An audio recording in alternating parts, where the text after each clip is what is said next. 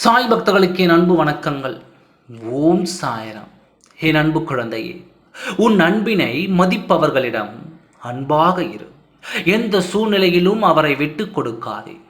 ஆனாலும் உன் அன்பை மதிக்காமல் விட்டு சென்றவர்களிடம் விலகியே இரு. என்றும் அந்த அன்பை தேடி அலையாதே. நினைவில் கூட நினைக்காதே. நீ தேடி செல்லும் அந்த அன்பு நிலையற்றது. ஆனால் உன்னை தேடி வரும் அன்பே என்றும் நிலையானது.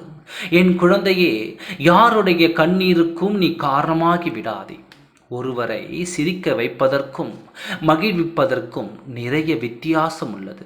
சிரிக்க வைப்பது மிகவும் எளிது, ஆனால் உண்மையாக ஒருவரை சந்தோஷப்படுத்துவதுதான் கடினம். நீ அடிக்கடி ஒன்றை சிந்தித்து கவலை கொள்வாய் அல்லவா? என்னை சுற்றி அத்தனை உறவுகள் இருந்தும் யாரும் இல்லாதது போல் தான் இருக்கிறேன் என்று. ஆனால் ஒன்றை மட்டும் புரிந்து கொள். உறவுகளோடு இருக்கும் பொழுது இறைவனின் பார்வை உன் மீது இருக்கிறது என்று மகிழ்ச்சியாக இரு. ஆனால் தன்னந்தனியாக நிற்கும் பொழுது அந்த இறைவனே உன்னோடு இருக்கிறேன் என்று நம்பிக்கையோடு இரு. என் வாழ்க்கை இப்படியே ஆகிவிடுமா என்று எந்த நிலையிலும் நீ யோசிக்காதே. உன்னை படைத்த எனக்கு எப்பொழுது எதை செய்ய வேண்டும் என்று தெரியும் அல்லவா?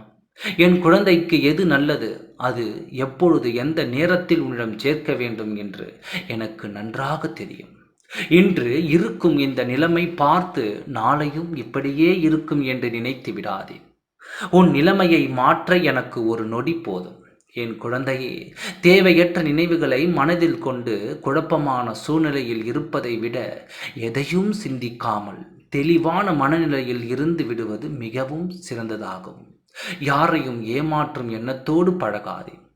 உறவாக இருந்தாலும் நட்பாக இருந்தாலும் உண்மையாக பழகும்.